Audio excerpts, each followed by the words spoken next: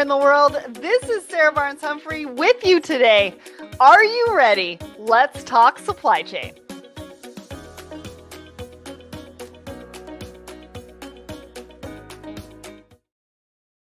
Hey everyone, how you doing? Happy Tuesday. My name is Sarah Barnes-Humphrey. I'm the founder and host of Let's Talk Supply Chain Blended Podcast, the Blended Pledge, and I'm here with you for Thoughts and Coffee. Now, Audrey Ross is going to be joining me today, and I'm super excited to be back in my home studio with you. We've got lots to cover, lots to talk about, and I just want to say thanks to our friends over at Manifest for that great video. Hopefully, we're going to see you all there.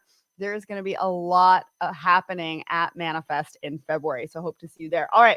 But first, we could not have this show without our show sponsor. So are you ready to find your community? If you're struggling to find a supply chain community of like-minded professionals where you can level up, network, learn about best practices from experts in supply chain, professional development, and marketing, look no further. So we created the Secret Society of Supply Chain to provide a safe space, a community for everyone in the industry. We offer unique opportunities for everyone to connect and grow in 3 distinct value-packed communities: the supply chainers, women in supply chain, and the creative room. From the learn at your own pace, content-rich approach of the supply chainers to the empowering community-focused space of women in supply chain and the marketing mastermind of the creative room, we mean it when we say there's truly a place for everyone. So head over to the Secret Society of Supply Chain.com to find out which membership is right for you. All right.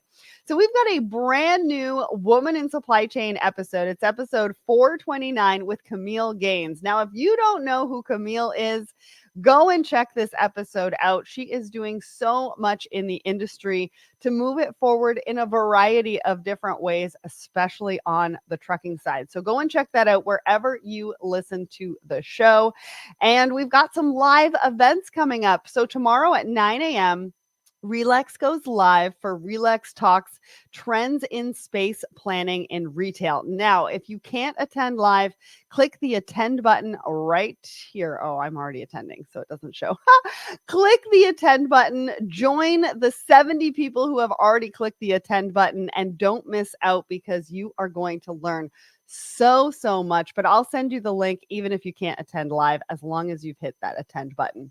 Next, I'm going to go live with Dawn, the founder of OptiLogic, on October 17th at 1 p.m. Eastern. Again, if you can't attend live, click the attend button. I'll send you the recording.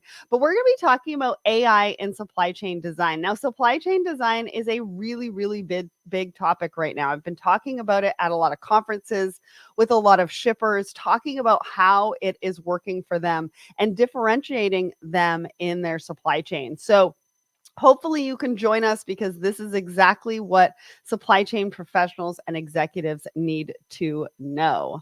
What's next? So we've got 9 tips for networking effectively. Now, this is our Woman in Supply Chain edition. If you didn't have a chance to go and check this out, this has been a pretty popular post.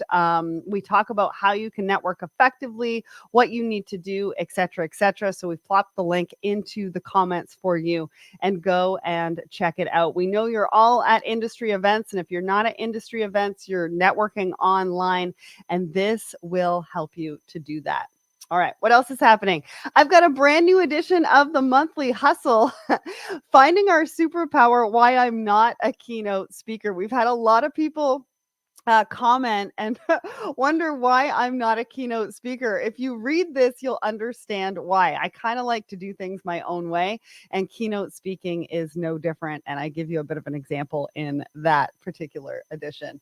What else is happening? In-person conferences. So I'm going to be at the NMFTA Cybersecurity Conference at the end of the month. If you are not signed up for this and you can come, please make it. Cybersecurity is one of the biggest issues for supply chain right now, and they've got all the right people in the room for you to talk to. Plus, in November, I'm going to be at the Woman in Supply Chain Forum November 12th and 13th. It's actually my birthday. I'm going to be podcasting on site, up on stage, and so much more. So if you're going to be there, make sure to come and say hi. And then, of course, Manifest February 10th through 12th in Vegas. Cannot wait to see you there. I think most of supply chain are going to be there as well. All right. So now it's time to bring up Audrey. Hello, how you doing? Oh, you're on mute. There. I'm great. How are you? Good, good, good. It's so good to see you. I feel I like you know. haven't been on Thoughts and Coffee for a long time. No, it's been a little while. And for anybody who is watching in the audience, make sure to comment. Let us know where you're tuning in from. We want to hear from Mhm. you. If you have any questions, I know we even had questions before we even went live. So I'm going to try to find that question and go back to it, but we want to hear from you. So make sure that you put your comments in there. For anybody who doesn't know who you are, why don't you tell everybody who you are and what you do? Okay, I'm Audrey Ross. I'm here in Toronto. Um, thanks, Farah. So I'm here in Toronto. I'm the current chapter president for an organization of women in international trade, Toronto. So we kind of support the advancement of women in export trade policy and overall trade careers. What else? I do day to day, customs, logistics, transportation. So that's keeping me busy. I know. Bam, finally the goat So flattered. Audrey is here. I mean, somebody else agrees with me on this one. Mm, That's awesome. mhm. I don't actually think I brought up the poll yet because Nope. I had some problems with my Google Chrome. So you're all Okay. gonna have to just give me a minute. But you've got some awards coming up for OWIT, I think, right? Mhm. Talk a Yeah, little. we have our women, we have our exporter awards coming up. The event is going to be November 14th. We're just sending out the links. You can actually go on our website right now and nominate women exporters. There's 3 categories. So we have the leadership award. So it's an excellence award for a woman exporter who not only does exporting, but is also sort of a leader in international trade and is kind of known to support other women businesses and other endeavors in the industry. So that's the Leadership Award. We have the Exporter of the Year Award. So that's for an entrepreneur in Canada who is exporting, can be any type of export. The criteria are outlined on the website. And then there's the Student Exporter of the Year Award. So this usually goes to either a current student or a student who's graduated within the last year. So from April 2023. And so that can be from any of the kind of colleges. We usually get submissions in from, in Toronto, we have our local Centennial, we have Seneca, Sheridan. We have a number of colleges that run international trade and business programs. So we usually get a pretty good turnout. So it's very exciting for us. We're really looking forward to it. I love that. And I love that you Mhm. honor all different types of people in the industry. I Mhm. don't know if you noticed, but I have our new shirt on. It says Oh, 20% hotter than you because I work in supply chain. I it's think because I we need to type get so you one. All right, let's fast. get to the poll of the week. So we ask you all a question every single Wednesday morning across the Let's Talk Supply Chain LinkedIn and Instagram, I think. So the question we asked you, which logistics look are you rocking this spooky season? I guess we were trying to get into the Halloween spirit early. Yeah. So we had almost 100 votes on this one. 63% of you said the psychic forecaster. 21% of you said the invisible stock, and 15% of you said the super supplier. Now, I want to hear from all of you watching which one of these did you pick or would you pick, or head over to the poll because I put the link in the comments as well because we'd love to hear from you. What did you think about this? Which one would you have picked? I thought it was fantastic. I picked the psychic forecaster because it's just been a year of trying to look at, there were events that we knew were going to happen. There's Mhm. obviously a lot of unpredictable events in supply chain, but there are events that were already on the table for 2024. Someone had described 2024 as the year of labor issues. So we knew that there were going to be some labor disruptions. It was kind of trying to forecast, if I try to avoid them, is that going to help, or is that going to kind of, are they actually going to happen? Are they going to explode? So being a forecaster is kind of, um, a big deal in this supply chain right now. One of your commenters though had some really good ones, Right here, like right? dead stock. Yeah, Jessica. Yeah, I saw that dead stock like that. That's great. What a great costume idea. And the Ghost haunted warehouse. orders, haunted Yeah, warehouse, just in tomb into delivery, delivery. and dead Yeah, stock. yeah. I thought those were awesome. So I told my team, I'm like, we're gonna have to take stock of those for the question for next year. We're gonna have to use those as some of the answers. I love that. I thought that was awesome. Yeah. So talk to us now. We usually do a bit of a market update. So Sure. talk to us about like what is Yeah. happening. I know that I want to talk a little bit about the strike. We actually posted this, so maybe we can start with the strike and then you can go into a little bit more. We posted this just the other day. Now, I know that the strike has been averted, but it's only been pushed back to January 15th. And the only thing I believe that's been negotiated are the wages, but there's still automation on the table. And I believe they don't want automation anywhere near the ports for the length of the contract, which is really, really scary, to be honest with you, because without automation, I feel like the ports are going to be way behind everybody else. But that's kind of just my opinion. But we posted this and said the top US importing companies exposed to the port strike. So if it were to happen in January 15th and they're not able to come to sort of an agreement, these are all the companies that are going to be very, very much affected by that. So talk to us about how you feel about the port strike, where we're at, what do you think is going to happen, and if there's anything else that's going on that we need to know about. Well, we'll put a bit of context to it. It's the ILA East Coast and Gulf ports. So I know we all kind of just are tossing around strike, but that might not mean the same thing to other people because there's a lot of activity going on in the world. But specifically for the U.S. North America market, the strike that resolved tentatively last week was the ILA East Coast and West Coast port workers. It was the sort of overarching master contract around their wages, and I think some other compensation aspects were settled. But then seemingly the bigger challenges of port automation are still on the table and they're expected to take these 4 months and kind of renegotiate and negotiate those and then come to a final agreement by Jan 15th. But in this market, we have no idea what that's going to look like. Lars Jensen, of course, over on LinkedIn has had some excellent commentary on the topic. I think a lot of us, the U.S. ports are sort of, behind. I don't know, but there's a lot of other deep sea ports and ports that are kind of leading with automation.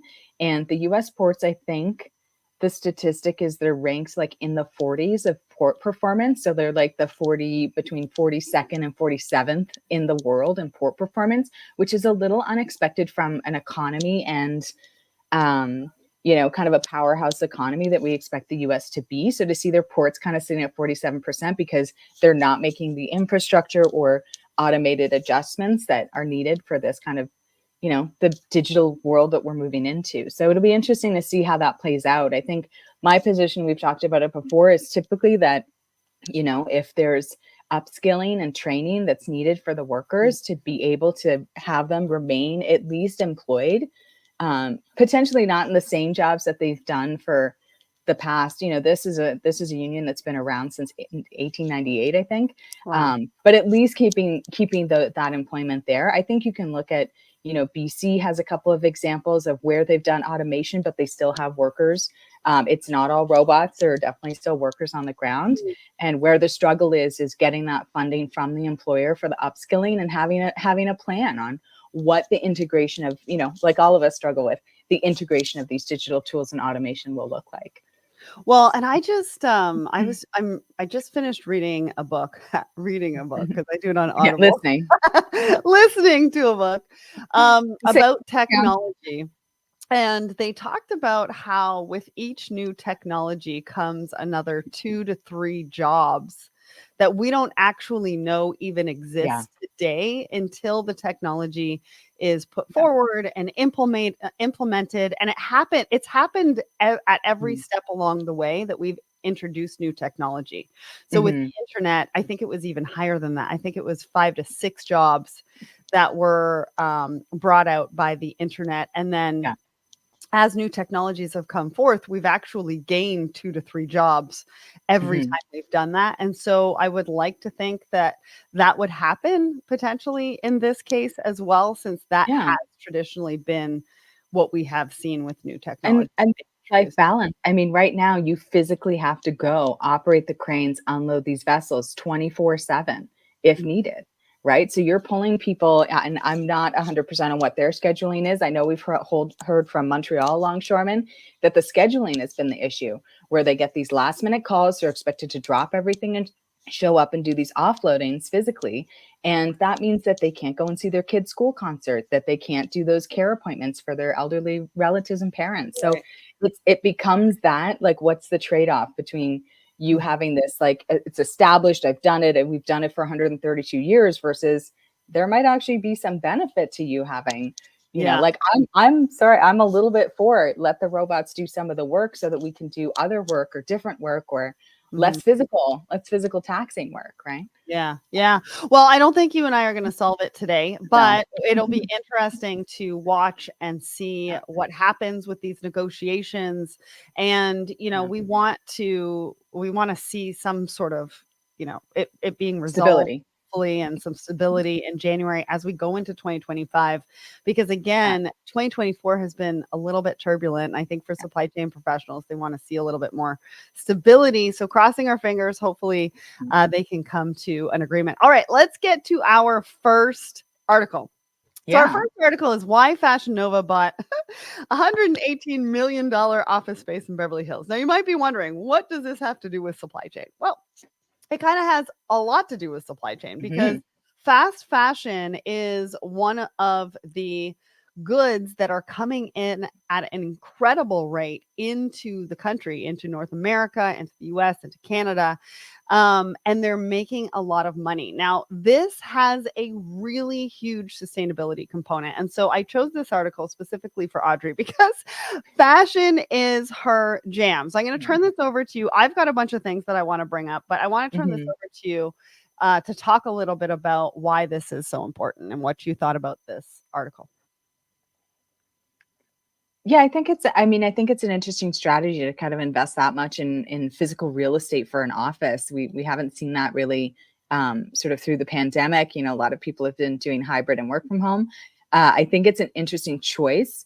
And I think I'm just blanking on the name of their CEO here.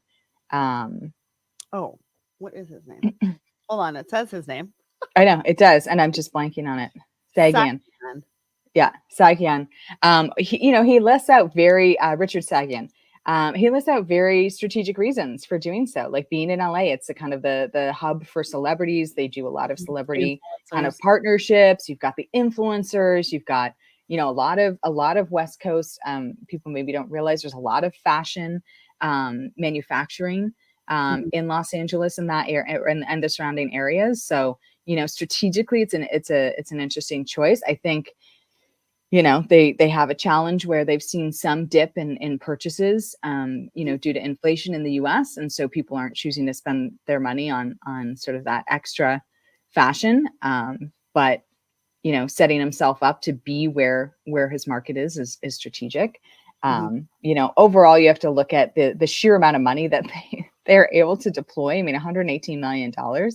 And that's twice the amount that anybody is paying for square foot in that particular area. Yeah. So that just goes to show what kind of a market that is. So Fashion Nova has $2 billion in sales annually.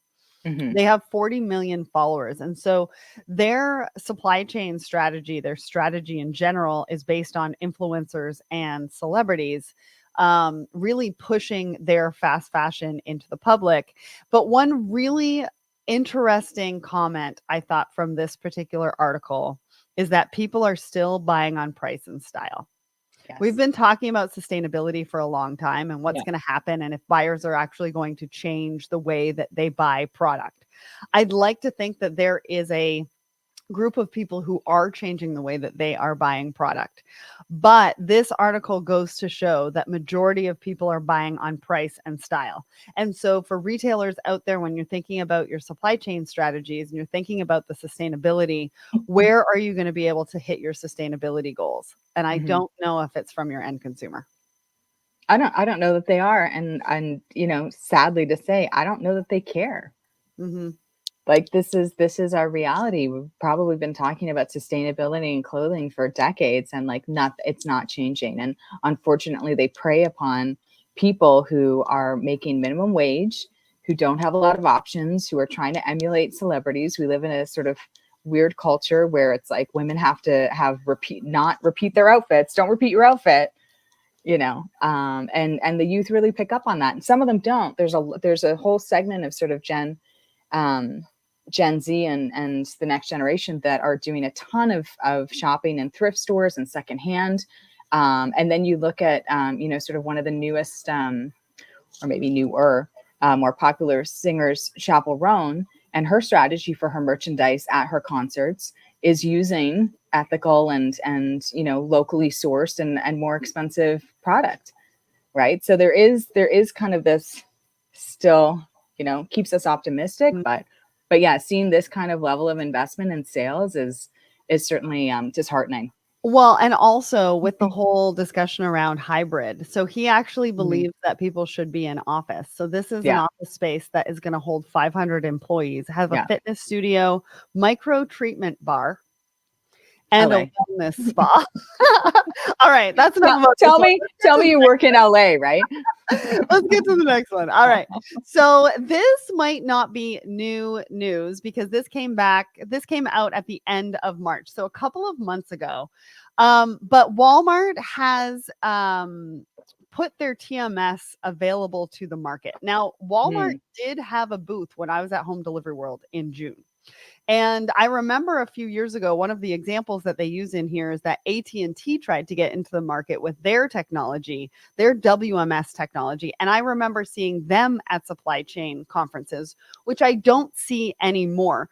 So this particular article makes some really great points in the fact that companies like a Walmart or an AT&T have created in-house technology to resolve supply chain challenges that they're having internally.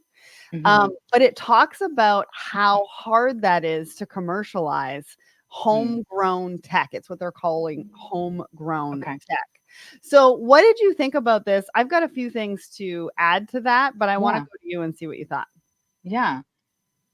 I mean, it is a challenge, right? This homegrown tech, but there's been a number of companies who were successful, right? You look at AT&T.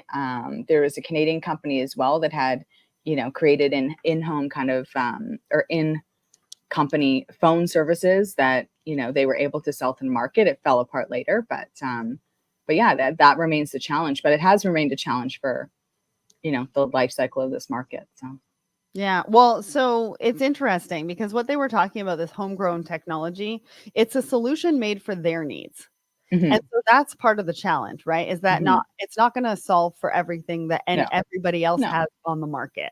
It meets their internal standards. So it'll meet like the Walmart internal standards. But then if you try to sell that into a small, medium size, even a larger enterprise that has different internal standards, there's a lot of configuration that needs to happen to make it a viable option for that company. The other part of it is they don't necessarily take into account that a technology company, which is what they're trying to be, has a different culture, and they have to have development, sales, and marketing and pre-sales and all the things that come with a technology company that sells product into the market.